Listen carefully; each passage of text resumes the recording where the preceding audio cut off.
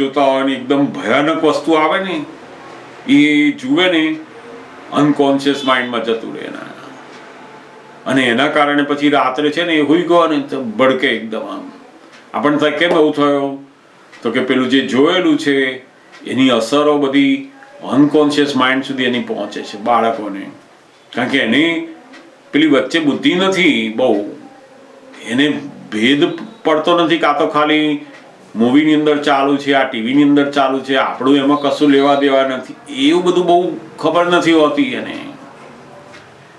એ બુદ્ધિની વિવરણ નહીં હોવાથી એ જે જુએ છે ને એ બધું ક્યાં જાય છે, સીધું અનકોન્શિયસ માઇન્ડમાં.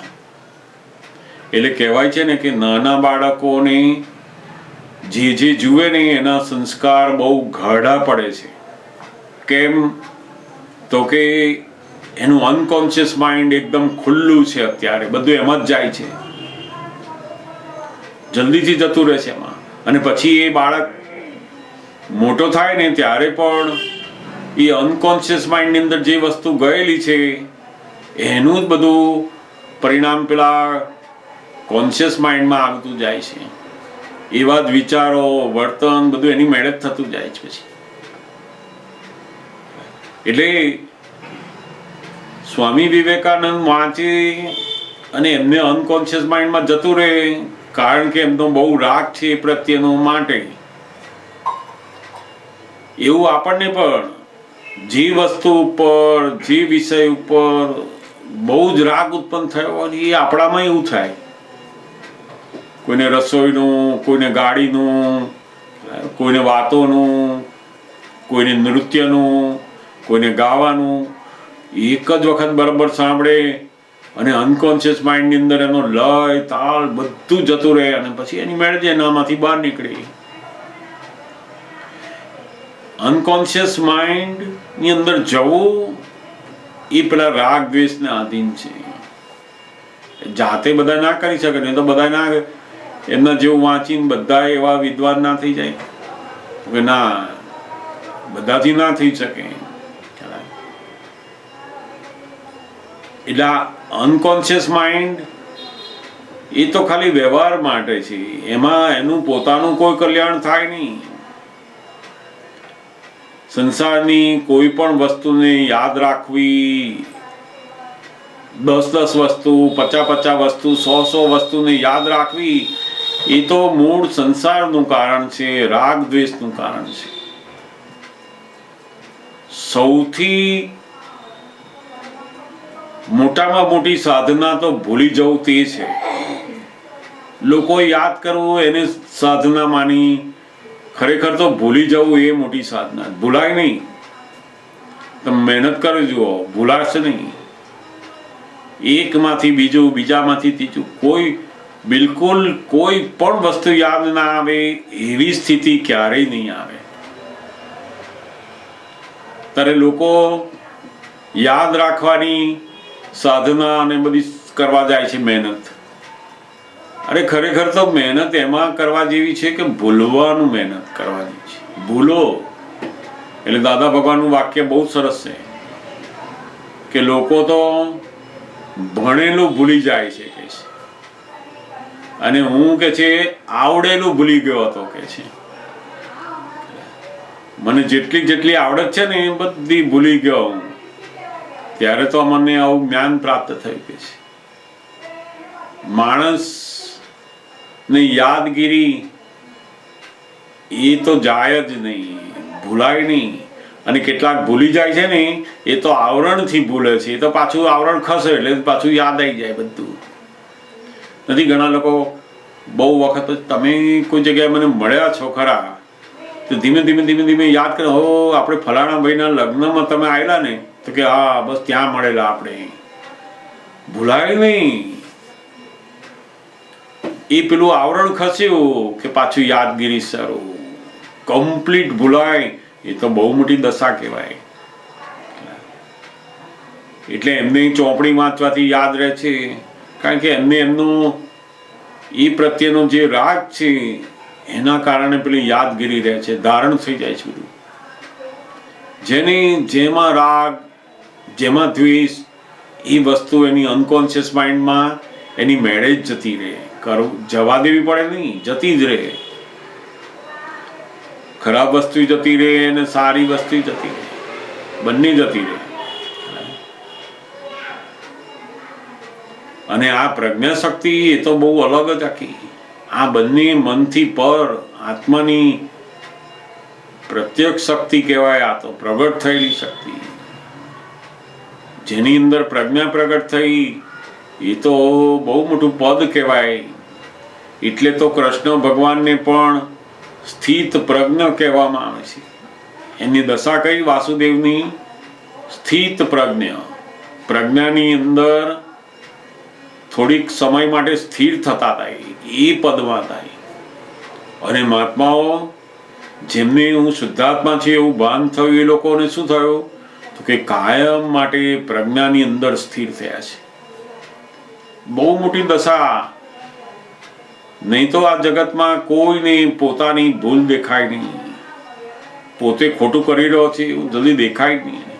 ઉપરનું થોડું દેખાય, તે પણ અંદરથી એવું માને કે બધા કરી રહ્યા ને એમાં કશું ભૂલ નથી. આ તો નાનામાં નાની જે ભૂલ બહાર કોઈ જોઈ શકે નહીં, એ ભૂલે પણ તમને અંદર દેખાડે. કોણ? તો કે અંદર આત્માની જે ચેતન શક્તિ પ્રગટ થઈ, જે પ્રજ્ઞા સ્વરૂપે, એ આપણને આ બધું બતાવે છે. એ પ્રજ્ઞા શક્તિનું કામ શું છે હવે?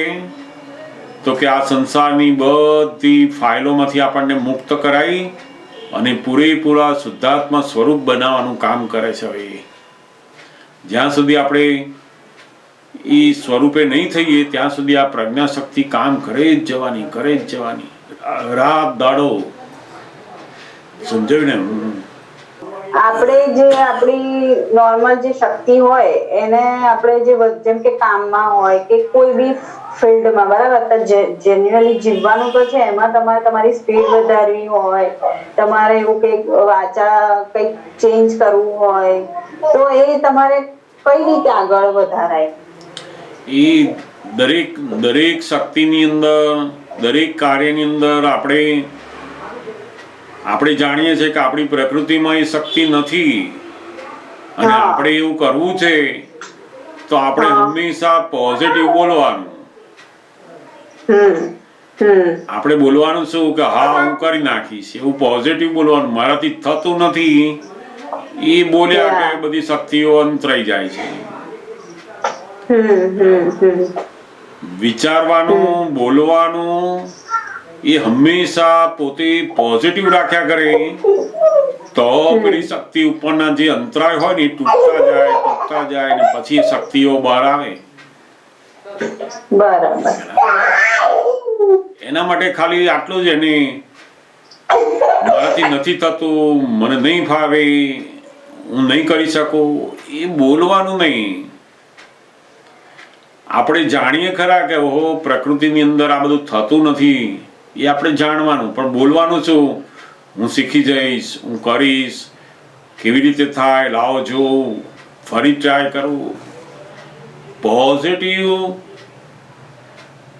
બધું વિચારધારા, વર્તન, વાણી પોઝિટિવ રાખ્યા કર્યું તો પેલા આવરણો તૂટીને શક્તિઓ બહાર આવશે. પછી મારે જરૂર નથી કઈ, મને કશું જરૂર નથી, મારું જેમ છે એમ બરાબર ચાલે, તે શક્તિઓ અંતરાઈ ગઈ. ત્યાં શક્તિ તો છે જ, પણ પોતાની નેગેટિવિટી, પોતાના વિચારથી, પોતાની વાણીથી શક્તિને બહાર આવવા નથી દેતા આપણે.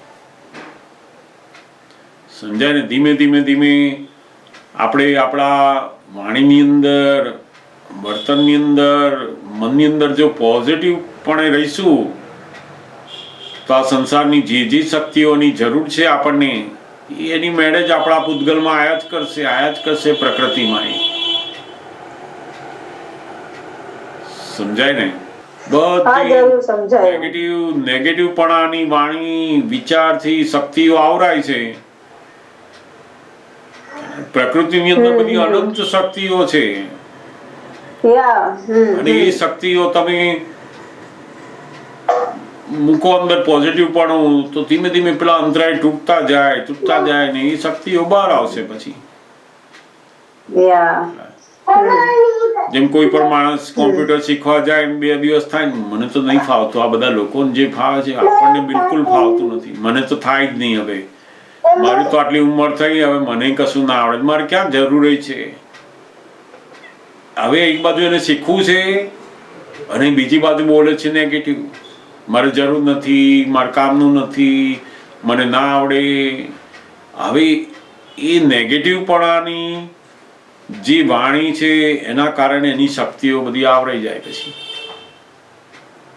મને આવડશે, હું શીખીશ, કેમ ના આવડે મને, મારે શીખવું જ છે, મને આવડી જ જશે. બધાને આવડે, મને કેમ ના આવડે, હું પણ પ્રયત્ન કરીશ, આવડી જશે. 1 વાર 2 વાર 10 પ્રયત્ન થાય ના આવડે ને તો નેગેટિવ પણ ઉત્પન્ન ના થવું જોઈએ. જો નેગેટિવ પણ ઉત્પન્ન થયું ને કે શક્તિ બધી આવરાઈ પછી. અને નાની છોકરી હોય ને ત્યારથી એ રોટલીનો લોટ ને વેલણ લઈને આમ વણ્યા જ કરે, છો ના થાય. પણ એ શું કરે છે, થશે જ મારાથી, થશે જ, મારા મમ્મી જેવું થશે જ, એમ કરતા કરતા કરે ને એની મેળે 5 વર્ષ થાય ને પછી આવડી જ જાય ને એવી જ થઈ જાય એની મેળે. નેગેટિવ પણ નથી આવતું તો બધી શક્તિઓ એ પ્રકૃતિની અંદર સરસ રીતે કામ કરે છે. પછી અનંત શક્તિ છે પ્રકૃતિમાં પણ, પરમાત્માની શક્તિ અને પ્રકૃતિની શક્તિઓ. પ્રકૃતિમાં પણ અનંત શક્તિઓ છે. અને આમાં કેવું છે કે દરેક પ્રકૃતિમાં બધી અનંત શક્તિ પણ વ્યક્ત કેટલી થઈ હોય તો કે કર્મના અધીન જે હિસાબો વાળી હોય ને એટલી વ્યક્ત થાય, બાકીની ના થઈ હોય. બધા કઈ ડોક્ટર તરીકે, એન્જિનિયર તરીકે, વકીલ તરીકે બધા ના થાય, છે બધાની શક્તિ, પણ વ્યક્ત કેટલી થાય તો કે પેલો આ કર્મોના હિસાબ અનુસાર વ્યક્ત થાય છે. અહીંયા સમજાય ને, ફલાણા માણસના કર્મો થી એની પ્રકૃતિની જે શક્તિઓ વ્યક્ત થઈ હોય એ જ શક્તિઓ આપણે વ્યક્ત ના કરી શકીએ. કેમ તો કે મારા કર્મના હિસાબોનું જુદું છે ને એનું જુદું છે. જેમ ચકલી એવું વિચારે કે મારે સમડી જેટલું ઊંચું કેમ નથી ઉડી શકાતું, ના ઉડી શકે, એની લિમિટ છે. દરેક પ્રકૃતિના કર્મોના અધીન લિમિટ છે એની. પણ વ્યવહારમાં શું કરવાનું તો કે પોઝિટિવિટી રાખવાની અને જોડે જોડે આ સમજી રાખવાનું કે દરેકનું પોતાના જે કર્મના હિસાબમાં હોય છે એવી રીતે જ પ્રકૃતિની શક્તિઓ બહાર નીકળે બધી.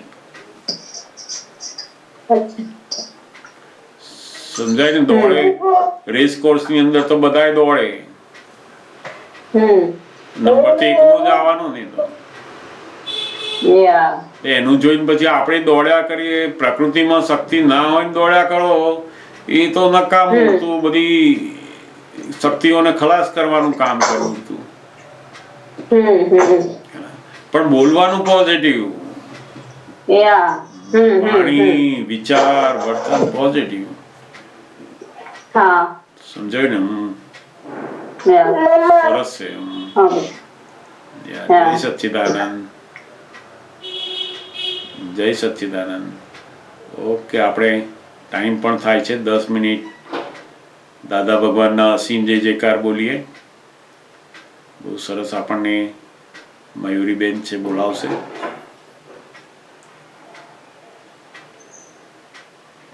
દાદા ભગવાનના અસીમ જય જયકાર હો.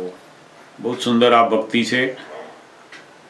એટલું સરસ આની અંદર આનંદ ઉત્પન્ન થાય કે જેથી આ સંસારની બધી યાદગીરી સમાપ્ત થતી જાય. સરસ, બોલાવો. જય સચ્ચિદાનંદ, જય સચ્ચિદાનંદ. દાદા ભગવાનના અસીમ જય જયકાર હો. દાદા ભગવાનના અસીમ જય જયકાર હો. દાદા ભગવાનના અસીમ જય જયકાર હો.